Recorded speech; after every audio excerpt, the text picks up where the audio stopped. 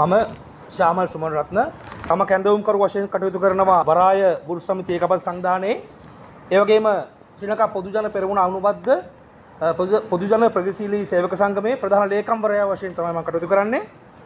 අද විශේෂයෙන්ම මාධ්‍ය ඔබ සහෝදර සහෝදරියන් කැඳෙව්වේ බොහොම කනගාටුදායී කාරණා කීපයක් පිළිබඳව මේ ජනතාව රටේ ජනතාව දැනුවත් කරන්න. ඒකේ පළවෙනි එක තමයි මහේෂ් සහෝදරයා කිව්ව විදිහට ඔබට මතකයි ඔබ ඇවිල්ලා මීට මාස ගානකට උඩදී 2.13 වෙනිදා මාධ්‍ය සාකච්ඡාවක් තියෙනවා. මේ මාධ්‍ය සාකච්ඡාවේදී අපි බරපතල ලෙස කියා සිටියා ශ්‍රී ලංකා වරාය අධිකාරියේ පවතින වර්තමාන තත්ත්වය පිළිබඳව එදා. ඒ කියන්නේ නැගෙනහිර පර්යන්තය ඒ මාධ්‍ය සාකච්ඡාවට පාදක වුණේ නැගෙනහිර පර්යන්තය ජුනි මාසේ 30 වෙනිදා අවසන් කරනවා කියලා ජනාධිපතිවරයාට ඒ වගේම අමාත්‍යවරයාට දැන් ඉන්න කළමනාකර අධ්‍යක්ෂකවරයා විසින් පොරොන්දුවක් දීලා තිබ්බා. වරාය වැඩ කරන සේවකයෝ විදිහට අපි දන්නවා ඒක කරන්න බෑ කියලා. හේතුව සත්‍ය ලෙසම නැගෙනහිර පර්යන්තය අවසන් කරන්න තිබුණේ සැලසුම් කරලා තිබුණේ සැප්තැම්බර් මාසයේ. නමුත් මේ නව ආණ්ඩුව ආවයින් පස්සේ කළමනාකාරීත්වය මාරු වෙනවා. කිසිම පදනමකින් තොරව නිලධාරීන් මාරු කරනවා. මේ මාරු කරපු නිලධාරීන් එක එක තීන්දුව තමන්ගේ හිතුමනාපට තමන්ගේ බූදලයක්සේ සලකලා ගන්නවා. ඒකදී උනේ මොකක්ද?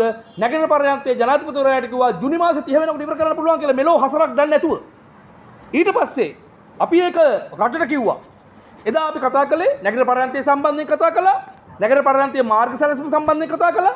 මේ දේවල් අපි කිව්වයින් පස්සේ මැනේජ්මන්ට් එක මොකද කළේ? මැනේජ්මන්ට් එක එවනෝ චෝදනා පත්‍රයක් මට මාධ්‍ය අදහස් දැක්වීම ශ්‍රී ලංකා ප්‍රජාතාන්ත්‍රික සමාජයේ ජනරජයේ පුද්ගලයෙකුට තියෙන භාෂණයේ නිදහස පවා අපේ වරාය අධිකාරියෙන් උල්ලංඝනය කරනවා. මෙන්න චෝදනා පත්‍රය. මේ චෝදනා පත්‍රය එකක් නෙමෙයි 100ක් ගැහුවා. වරාය අධිකාරිය වෙනුවෙන් නැගෙනහිර පර්යන්තය වෙනුවෙන් දිවි පුදා රැකපු නැගෙනහිර පර්යන්තය වෙනුවෙන් අපි අපේ හඬ යටපත් කරගෙන ඉන්නේ නැහැ. එතකොට ඇමතිවරයා එදා මාධ්‍ය සාකච්ඡාව කරපුවාම ඇමතිවරයා මොකද කරේ? ඇමතිවරයා නියෝජ්‍ය ඇමතිතුමාට කියනවා අපිට මීටින් එකක් දෙන්න කියලා. අපි යනවා මීටින් එකට. අපි මීටින් එකට ගිහලා අපි අපේ කරුණු ඉදිරිපත් කරනවා. නියෝජ්‍ය ඇමතිතුමා ඉතාමත් ප්‍රශංසනීය විදිහට ඒක හැන්ඩල් කරලා අපි කිව්ව පිළි අරගෙන ඒ නිවැරදි කිරීම කරනවා. එතකොට වරාය මැනේජ්මන්ට් එකේ මේ කළමනාකර අධ්‍යක්ෂවරයා මොකද කරන්නේ? අපිට චෝදනා පත්‍ර ගන්නවා. දැන් අද අපි මේ වෙනකොට වරාය අධිකාරියේ නැගෙනහිර පර්යන්තයේ සම්බන්ධයෙන් තත්ත්වය ඔබව දැනුවත් කරනවා. අපි එදා කිව්වා ඒ තිබුණු තත්ත්වය අනුව නැගෙනහිර පර්යන්තය මොනම හේතුවකටවත් ජුනි 30 වෙනකොට ඉවර කරන්න බෑ කියලා. අපි කරුණු සාධක එක්ක කිව්වේ. අද කියනවා අපි මොනම හේතුවකටවත් අවුරුදුකමාරක් යනකම් නැගෙනහිර පර්යන්තයේ වැඩ කටයුතු අවසන් කරන්න බෑ. ඒකට හේතු මම කියන්නම්. මේ කළමනාකාර අධ්‍යක්ෂවරයා මම එදත් කිව්වා අදත් කියනවා පරිපාලන පිළිබඳව දැනුම මද දැනුම තියෙන කෙනෙක්. ඒ වගේම ඔපරේෂන් එක පිළිබඳව නැත්නම් මෙහෙයුම් ක්‍රියාවලිය පිළිබඳව හොඳ දැනුමක් නැති කෙනෙක්. ඒ වගේම එහෙම දැනුම නැති අයට මේවා කරන්න පුළුවන්. කළමනාකාරීත්ව ගුණාංග තියෙනවා නම් වැඩේ තියෙන්නේ මෙතුමට කළමනාකාර කරන ගුණාංගත් නැහැ. Taman දන්නේ නැති දේ කරන්න වරාය අධිකාරියේ ඉන්න ඕන තරම් කණ්ඩායම මැනේජ්මන්ට් එකක් කියලා එකක් තියෙනවා. හැබැයි මේ කළමනාකාර අධ්‍යක්ෂවරයා හුදකලා ගමනක් යන්නේ. JCT එක නැත්නම් අපේ ක්‍රියා කරන කොට්ටාශයේ විසින් ගන්න ඕන තීරණත් මෙතුම තමයි ගන්නෙ. අද වෙනකොට ECT එක බරපතල අර්බුදයකට පත් වෙලා තියෙනවා. 2025 2.13 වෙනිදා ඔබට අපි කිව්වා අපේ නැගෙනහිර පර්යන්තයේ වැඩ කරන්න අත්‍යවශ්‍ය උපකරණයක් තියෙනවා ෂටල් කැරියර්. ෂටල් කැරියර් ඒ කියන්නේ ග්‍රැන්ටි ක්‍රේන් එකෙන් බහලුව ගොඩ බෑවයින් පස්සේ ඒක නැවත ARMG එක ගාවට අරන් එන්නේ ෂටල් කැරියර්. ඔබ පිළිගන්නවද මේ වෙනකොට ග්‍රැන්ටි ක්‍රේන් ටික ගෙනල්ලා අවසానයි ARMG ටික 40ක් ගෙනල්ලා අවසానයි. දැන් මේ ඔපරේෂන් එක කරන්න අත්‍යවශ්‍ය උපකරණ අතරමැද උපකරණය මොකක්ද? ෂටල් කැරියර් එක. ෂටල් කැරියර් එක අපි එදා කිව්වා කිසිම පදනමකින් තොරව ඒ ටෙන්ඩර් එක කැන්සල් කරා කියලා. කැන්සල් කරපුවාම අපි ඊට පස්සේ ඇමතුමාගෙන් නියෝජ්‍ය ඇමතුමෙන් අහුවාම ඇමතුමා කිව්වේ මේක හැකි ඉක්මනින් ස්පීඩ් එකේ කරලා ගැප් එක ෆිල් කරලා අපි ගෙන්නනවා කියලා. හැබැයි ඔබට අපි වගකීමෙන් කියනවා අද වෙනකන් දෙවෙනි මාසේ ඉඳන් අද වෙනකන් මේ 6 වෙනි මාසේ මේ ෂටල් කැරියර් ගෙන්නන්න කිසිම ටෙන්ඩර් එකක් ඕපන් කරලා නැහැ. කිසිම ටෙන්ඩර් එකක් ඕපන් කරලා නැහැ. මේ ටෙන්ඩර් එක ඕපන් කරන්න ස්පෙක් එකක් ස්පෙસિෆිකේෂන් හදන්න ඕන. ඒ ස්පෙસિෆිකේෂන් වලින් පස්සේ ටෙන්ඩර් එක ඕපන් කරන්න ඕන. ටෙන්ඩර් එක බිඩ් කරන්න ඕන. ඊට පස්සේ බරු ටික ඕඩර් කරන්න ඕන. ඊට පස්සේ මේ බරු ටික ඒ ෂටල් කැරියර් ටික හදන්න දවස් යනවා අවසන් වශයෙන් 200කට එහා. මෙහෙම ගියොත් ෂටල් කැරියර් ටික වරායට එන්න තව අවුරුද්දකට එහා යනවා.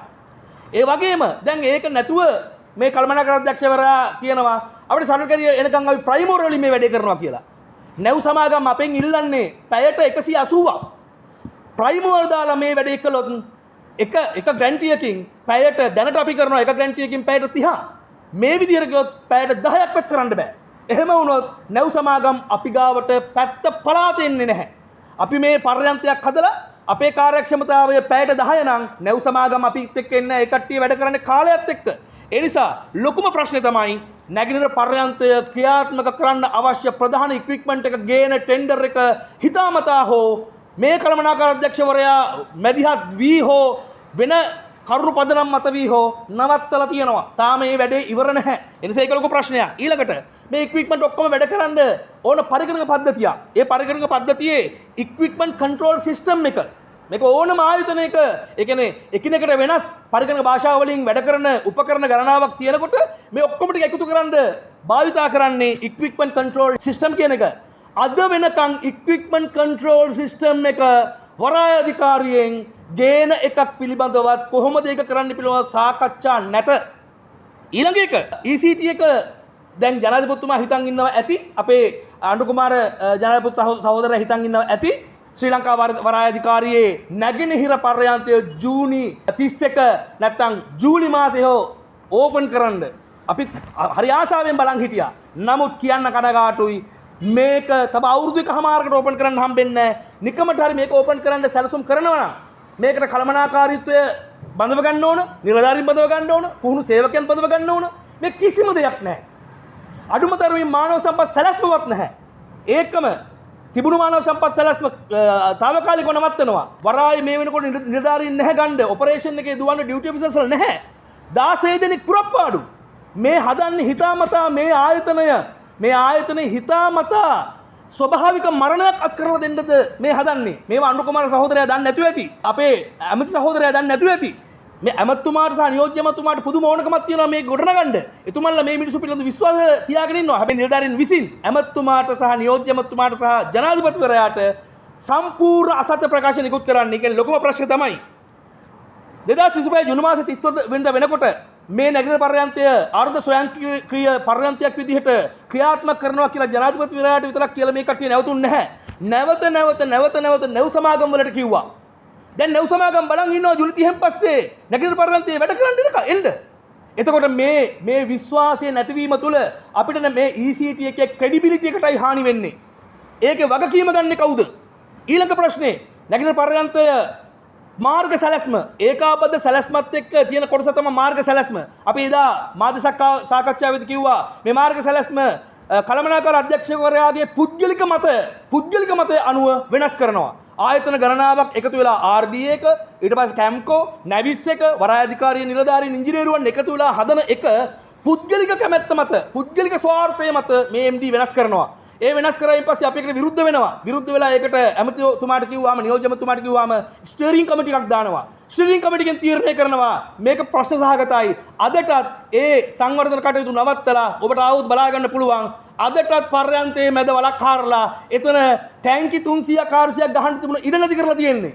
එදා ඉඳන් අද වෙනකන් ඒ වෙච්ච අලාභය මේ කළමනාකාර අධ්‍යක්ෂවරයාගෙන් අය කරගත යුතුයි. මේ අපිට තේරෙන්නේ වෙනත් පර්යන්තවලට අවස්ථාව දීම සඳහා මේ කළමනාකාර අධ්‍යක්ෂකවරයාට අවශ්‍යතාවයක් තියෙනවා කියලා අපිට හිතෙන්නේ මේ කරන වැඩවලින්. එහෙම නැත්නම් මේක හැකි ඉක්මනින් දියුණු කරලා මේක සංවර්ධනය කරලා වරායට මේ ලෝකේ හොඳම වරායක් විදිහට අපිට දායාද කරන්න පුළුවන් එක නැති කරපු එක තමයි ප්‍රශ්නේ තියෙන්නේ. ඊළඟට විශේෂම එකක් තියෙනවා. අපේ මේ නැගිනහිර පර්යන්තයේ ප්‍රොජෙක්ට් ඩිරෙක්ටර් තනතුරේ හිටියේ අපේ ওই හිටපු කළමනාකාර අධ්‍යක්ෂකවරයා. ඇමතිතුමා පහුගිය දවසක මේ ප්‍රොජෙක්ට් ඩිරෙක්ටර් තනතුරෙන් මේ කළමනාකාර අධ්‍යක්ෂකවරයා ඉවත් කරනවා. ඒතකොට ECT එක ෆේල් වෙයි කියලා ඇමතිතුමාට තේරෙන්නේ නැති ඉතාමත් බුද්ධිමත් තීරණයක් ගත්තේ. ප්‍රොජෙක්ට් ඩිරෙක්ටර් කමින් අයින් කරනවා. අයින් කරලා වෙන දක්ෂ නිලධාරියෙක් දානවා. ඒ වැඩ පිළිවෙලට අපි කැමතියි. මොකද අපේ ඕක කළමනාකාර අධ්‍යක්ෂකවරේ බූදලේ නෙමෙයි. වරාය මේක. මේ අපේ ආයතනය. ඊළඟ කාරණාව කළමනාකාර අධ්‍යක්ෂකවරයාගේ අත්නෝමතික කළමනාකරන තීන්දුව නිසා වරාය බෝඩ් එකේ බෝඩ් මෙම්බර් කෙනෙක් ඉල්ලාස් වෙනවා. මේවා සමාජය දන්නේ නැහැ.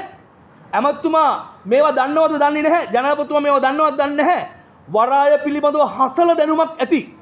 වරායවල් පිළිබඳව ඔපරේෂන් එක පිළිබඳව අත්දැකීම් විශාල ප්‍රමාණයක අධ්‍යක්ෂින් සමුදායක් ඇති අධ්‍යක්ෂකවරයෙක් හිටියා. ඒ අධ්‍යක්ෂකවරයා ඉල්ලාස් වෙනවා.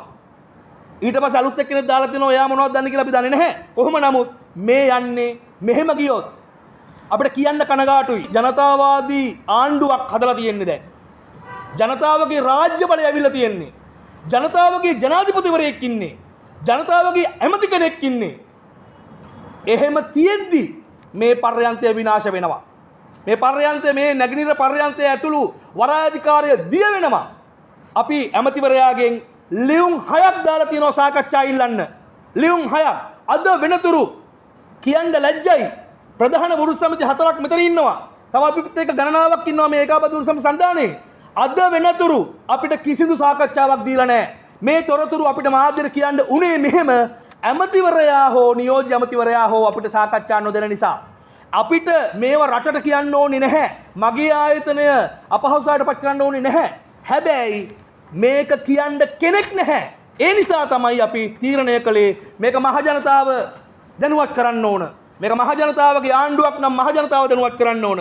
ඒ නිසා අපි බොහොම ආදරයෙන් ගෞරවයෙන් අපේ ඇමතිතුමාගෙන් ඉල්ලනවා බිමල් රත්නායක ඇමතිතුමනි ඔබ දක්ෂ ඇමතිවරේ.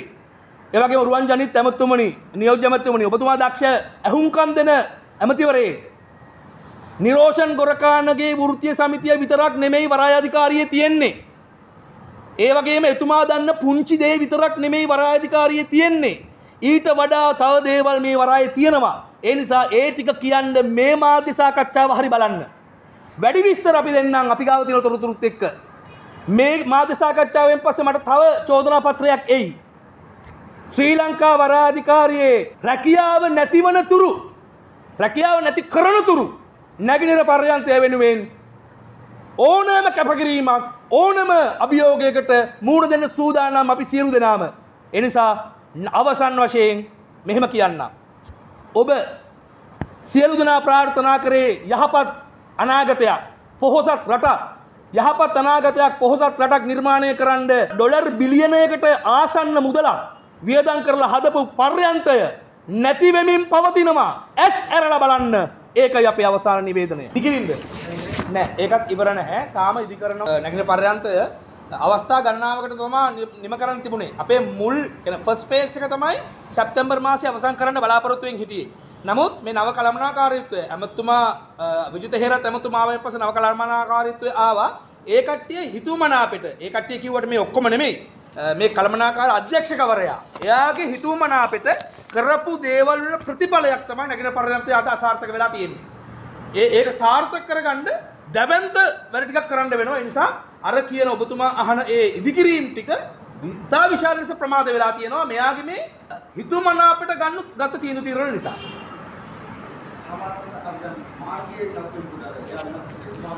එතුමා වෙනස් කරපු මාර්ගය පිළිබඳව අපි විරෝධතාවය ප්‍රකාශ කරනවානේ ඇමතුමාට. ඒ කියන්නේ අපි මාධ්‍ය හරහා ඊට පස්සේ නියෝජ්‍ය ඇමතුමා අපිව ගෙන්නනවා. ගෙන්නලා අපි ඊට පස්සේ මේක අපේ විධායක නිලධාරී සංගමයේ ඉංජිනේරු සංගමයේ අපේ අනිත් වෘත්ති සමිති ටික ඒ කියන්නේ මේ ජනතා විමුක්ති පෙරමුණේ වෘත්ති සමිතිය හැර අනිත් කට්ටිය. එතකොට ආණ්ඩුවේ වෘත්ති සමිති සහ ඒකට උදව් කරන වෘත්ති සමිතිය හැර අනිත් කට්ටියට සාකච්ඡාවක් දෙනවා. එතකොට අපි එකතු වෙලා මේ කිව්වන් පස්සේ ඇමතුමා පිළිගන්නවා. ඊට පස්සේ අපේ බිමල් රත්නායක ඇමතුමා විසින් තීරණය කරනවා ස්ටියරින් කමිටි එකක් දාන්න කියලා.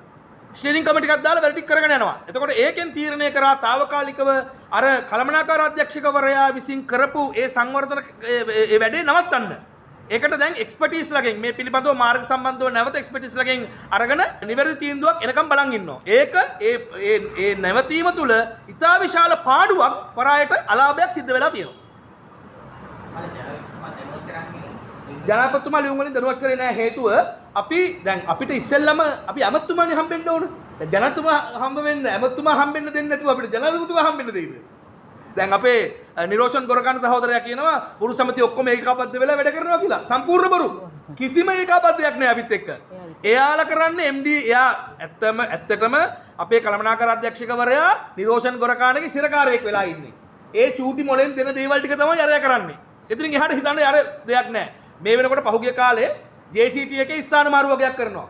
දැවැන්ත විදිහට බලපානවා ඒක ඔපරේෂන් එකට. කිසිම පදනමක් නැතුව කරන්නේ. ඒ නිසා වරාය අධිකාරිය ස්ථාන මාරු කරනකොට ඒක බොහොම ආර්ථික සංවේදී ආයතනයක් නේ. ඒකට එක්ස්පර්ටිස්ලා දාන්න ඕන. අද වෙලා තියෙන අද මුළු යාන්ත්‍රණයම කඩා වැටලා. ඇත්තම කිව්වොත් වරාය අධිකාරියේ කළමනාකරණ අධ්‍යක්ෂකවරයා නිසා වරාය කළමනාකරණ තීන්දුව తీරන ලොකු ප්‍රශ්නයකට භාජනය වෙලා තියෙන්නේ. මම ඇත්තම කතාව කිව්වොත් මැනේජ්මන්ට් එකක් නැත. ඔක තමයි ඇත්ත. දැන් ඕක කිව්වහම හෙට අනිවාර්යයෙන්ම විනය පරීක්ෂණය මට එනවා. මම ඒක ඔබතුමාට කියන්න. විනය පරීක්ෂණයක් අනිවාර්යයෙන්ම දානවා. මේ මැනේජ්මන්ට් එක විවේචනය කරා කියලා. මේ විවේචනය නෙමෙයි කියන්නේ. මේ ඇත්ත කියන්නේ අපි. මම කියන්නේ මේ අපි කිව්ව ඒවා බොරු නම් පුද්ගලිකව නඩු දාන්න අපිට. පුද්ගලිකව නඩු දාන්න. අපි ඒවට සූදානම් වුණ දෙයක්. සාකච්ඡාවක් නැහැ කිව්වට දීලා තියෙනවා. නෑ. මම කියන්නේ අර 2.13 අපි ඔබතුමාලා කැඳවලා මාධ්‍ය සාකච්ඡාවක් කරන්නේ. එදාට පස්වෙනිදා නියෝජ්‍ය ඇමතුමා දුන්නා. ඊට පස්සේ එතනින් පස්සේ වෙන දේවල් ටික දැනුවත් කරන්න එපාය. ලියුම් 6ක් දහනවා මම. අද වෙනකම් මම කියන්නේ අපේ ඒකාබද්ධ වූ සමිතියක මුතුවේ අද වෙනකම් සාකච්ඡාවක් නැහැ. මේ මාධ්‍ය සාකච්ඡාව තියන්න දවස් 3කට ඉස්සෙල්ලා ඒ කියන්නේ පළමුදා මම කෝල් කරනවා නියෝජ්‍ය ඇමතුමාට අපේ ඇමතුමාට ෆෝන් එක ආන්සර් කරන්නේ නැහැ. ඊට පස්සේ නියෝජ්‍ය ඇමතුමාගේ ලේකම්තුමීට මම කතා කරලා කියනවා ලොකු ප්‍රශ්නයක් රටට කියන්න ඉස්සෙල්ලා අපිට මේක ඔයාලට කියන්න දෙන්න. අපි කැමති නෑ අපේ ආයතනය මෙහෙම බාල්දු කරන්න. හැබැයි මේක මේ විනාශය බලාගෙන ඉන්න බෑ අපිට. මොකද අපි කතා කරන්නේ පක්ෂ දේශපාලන විදිහට නෙමෙයි. මම හැම වෙලේම කියන වරාය මගේ. අපි වැඩ කරන්නේ එහෙම. ඒ නිසා මේ තමන්ගේ ස්වාර්ථ වෙනුවෙන් මේ කළමනාකර අධ්‍යක්ෂක වර්ගය හැසිරීම නිසා වරාය ගොඩ ගන්න බැරි තැනකට වැටෙනවා. ආණ්ඩුපත් වෙලා මාස 6කට 8 ඒ අතර හම්බුනේ නැද්ද ඇමතිවරයා? ඇමතිවරයා ආද වෙනකම් හම්බෙලා නැහැ. වැරදිලාවත් පාර යනකොට මම දැකලා නැහැ. ඒ මූණටවත් මූණටවත් හම්බෙලා නැහැ. ටීවී ඒ ටීවී එකෙන් නම් දැකලා තියෙනවා එතුමා කියනවා ඔක්කොම එකතු වෙලා අපි වැඩ කරමු උදව් කරන්න කියලා. අපි උදව් කරන්න සූදානම්. අපිට ඔය දේශපාලන පක්ෂ ප්‍රශ්නයක් නැහැ. අපි ගෝඨාභය රාජපක්ෂ ජනාධිපතිතුමා ඉන්නකොට ඒ ආණ්ඩුව ගෙනාවේ අපි. හැබැයි එතුමාට විරුද්ධව ඉස්සෙල්ලා බහින්නේ මේ එළියට බහින්නේ අපි වරාය වෙනුවෙන්. අපි ගෙනාපු ආණ්ඩුවට විරුද්ධ වෙච්ච මිනිස්සු අපි. අපේ ආයතනය වෙනුවෙන්.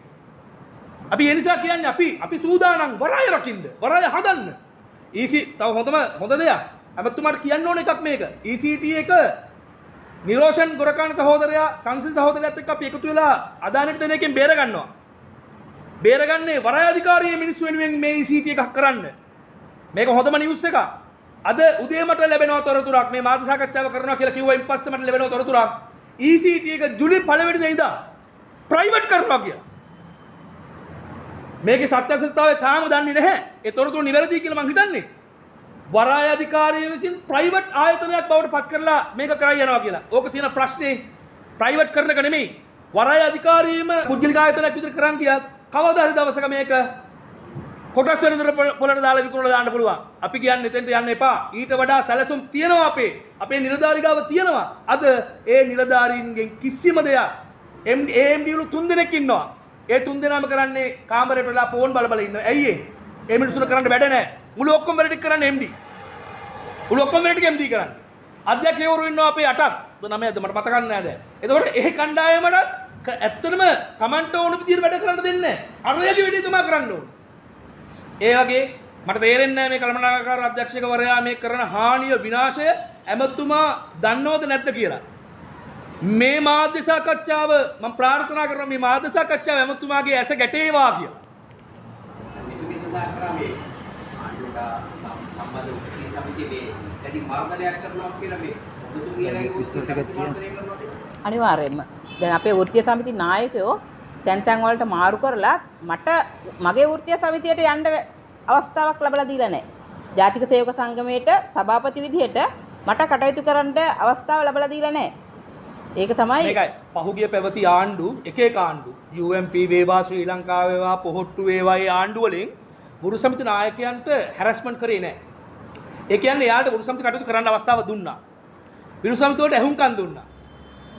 මාරු කිරීම කරනකොට ඒ ආණ්ඩුවලත් මාරු කිරීම කරා. ඒ මාරු කිරීම කරනකොට ඒ ආණ්ඩුවල ප්‍රධාන වෘත්තීය සමිති විදිහට හිටිය අපි විරුද්ධ වුණා ඒවට. එක වෙලාවක ජෙනරල් දරත්නායක සර් මාරු කිරීමක් කරනකොට අපි ගිහිල්ලා මම තුෂාරි ප්‍රසන්න කටුතරගේ මහේෂ් ගොරකානෝ මාරු කරනකොට අපි ගිහිල්ලා කෑ ගහලා එන්න වලියක් දාලා නවත්තනවා අපි. අපි එහෙම කටයුතු කරේ. අද මොකද වෙලා තියෙන්නේ? ගොරකාන MD ගේ රූම් එකේ රින්ගලා අපිව මාරු කරනවා. අපිට චෝදනා පත්‍ර නිකුත් කරනවා. හැබැයි අපි ඒවට බය නැහැ. මූණ දෙන්න අපි සූදානම්. මොකද අපි කතා කරන්නේ සත්‍ය සහ යථාර්ථය. එකට හිටිය සටන් සගයෝ දැන් වෙන පැත්තකට ගිහින්. ඒක තමයි ප්‍රශ්නේ අපිට. අපිට දුක නැහැ. JVP නෝන වෘත්තීය සමිතියකින් එක් කරාට. ජනතාවාදී ආණ්ඩුවක් පත් කරන්න දායක වෙච්ච ජනතාවගේ ආණ්ඩු බලයක් හදන්න දායක වෙච්ච ජනතා විමුක්ති පෙරමුණ සම්බන්ධ පොදු සේවක සංගමයෙන් මේක කරන එක තමයි අපිට දුක. හැබැයි ඒක කරන්නේ එයාලා ඒක මැනේජ්මන්ට් එක හරහා එවලා අපි නම් දන්නේ නැහැ. මැනේජ්මන්ට් එකෙන් ලියුම එනවා. ඔය අපි දන්නවා එයාලා දන්නේ නැහැ කියලා. මොකද බරාය අපිත් අවුරුදු 16ක් ඉන්නෝනේ. ඇත්තටම කියනවා නම් සභාපතිවරයා දක්ෂ හොඳ සුපිරි මිනිස්සෙක්. එතුමා අසරණ වෙලා ඉන්නේ. එතුමා සහ උපසභාපතිවරයා දෙන්නම අසරණ වෙලා ඉන්නේ. උපසභාපතිවරයාත් ලොකු වැඩ ටිකක් කරන්න යනවා. මං හිතන්නේ ඒක කරන්න පුළුවන් වෙයි කියලා. අපිට තියෙන ප්‍රශ්නේ මේ පිරිලයක් වගේ තියෙන මේ කළමනාකර අධ්‍යක්ෂකවරයාගෙන් මේ වරායට වෙන හානිය නැවතුනේ නැත්තම් මේ වරාය මං ආයෙ ඉස්සෙල්ලා කිව්වා වගේම ස්වභාවික මරණයක් අත් කර ගන්නවා.